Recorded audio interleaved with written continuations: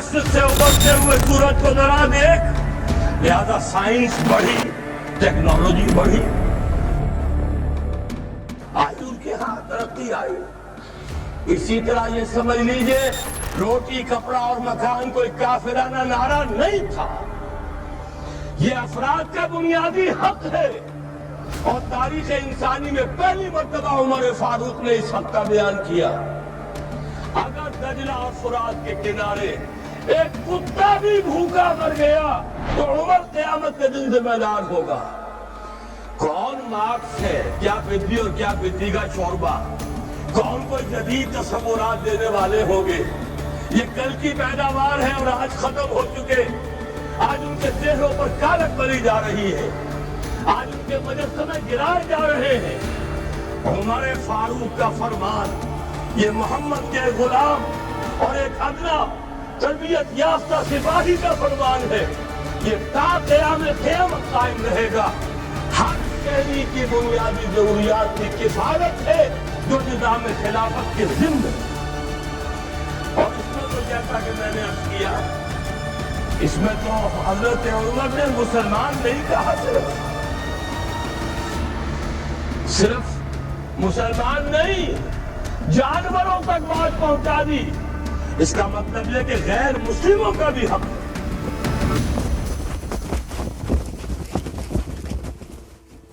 इसलिए कि हजरत उमर ही ने एक मर्तबा देखा था, किसी सूबाई दारुल हुकूमत के दौरे पर गए थे, कोई एक बुढ़ा गैर मुस्लिम गालिबन मजूसी था, वो कुछ खैरात मांगता फिर रहा था, बहुत बूढ़ा ज़ईफ। वहां के आमिर से हजरत उमर ने पूछा, ये क्या मामला है, ये खैरात मांगने पर क्यों मजबूर हो गया। दोनों कहा गरीब है और इसके पास कोई दरिया नहीं है। फरमाया ये बड़ा जुल्म है कि जब ये जवान था, कमाता था, हम इसे जिजिया लेते थे, और आज अगर ये बूढ़ा हो गया है और इसका कोई वाली वारिस नहीं है तो हमने इसे सड़कों के ऊपर भीख मांगने के लिए छोड़ दिया। उसका भी वजीफा मुकर्रर हो जाएगा।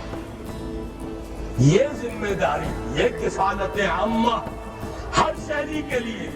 और ये जान लीजिए तिजारत में और सनात में ये सारा फसाद जो इस वक्त है वो इस वजह से है कि आम आदमी, आम किसान, आम मजदूर मजबूर है कि सरमायादार और जागीरदार की तर्ज पर काम करे। न करेगा तो क्या करेगा? ट्रेड यूनियन बना लीजिए, वो भी जेबी ट्रेड यूनियन बना लेंगे, उनके अपने एजेंट होंगे। अब लड़िए, खून किसका जाएगा? मजदूर एक दूसरे से टकराएंगे, कुछ हासिल नहीं। इस्लाम ने क्या निजाम दिया है? आप गरीब को जमानत दे दीजिए, अगर तुम्हें सही वेज नहीं मिल रही, तुम्हें सही मुबादला नहीं मिल रहा अपनी मेहनत का, मत काम करो। तुम्हें भूखा नहीं मरने दिया जाएगा, तुम्हारी बुनियादी जरूरियात की किफायत रियासत करेगी। अब हुई बराबर की चोट। अगर कारखानेदार कह सकता है कि अगर आपको ये चीज मंजूर है काम कीजिए वरना जाइए, सब मजदूर चले जाएंगे, मैं लॉकअप कर दूंगा, कारखाना बंद कर दूंगा। लेकिन ये कि मजदूर इस वक्त ये नहीं कह सकता, वो तो कहेगा जनाब उसी तनख्वाह पर काम करूंगा। इसलिए कि एक दिन काम न करे शायद बच जाए, 2 दिन काम न करे बच जाए, तीसरे दिन फाका आएगा, उसके पास खाने को नहीं। लेकिन अगर मालूम हो मेरी रियासत खिलाफतुल्लाह फिल अर्ज़, वो ज़ामिन है, वो रब्बुल आलमीन है, और उसी की रब्बुल आलमीन का ये मज़हब है निज़ाम खिलाफत।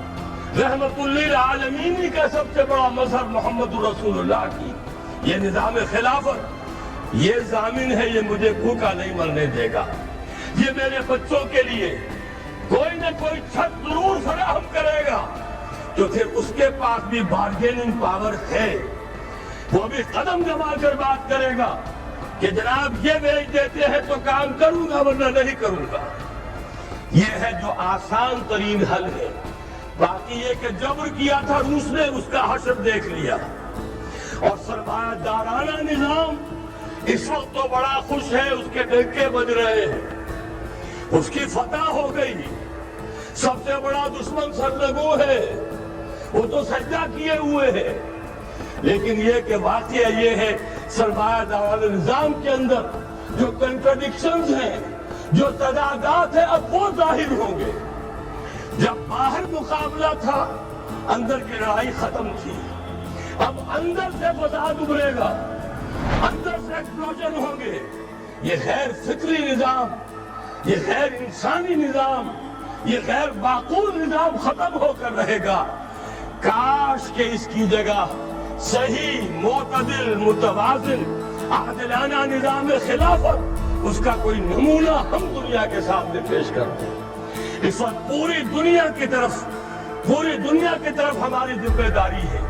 ساری نوع انسانی کے ہم مقروض ہیں کہ ہمارے پاس ہدایت ہے، لیکن ہم اس پر خزانے کا سانپ بن کر بیٹھے ہوئے ہیں، نہ خود عمل کرتے ہیں، نہ دوسروں کے سامنے نمونہ پیش کرتے ہیں۔ یہ خلافت کی تحریک اسی لیے ہے، یہ سارے نظام کو بدلنا پیش نظر ہے۔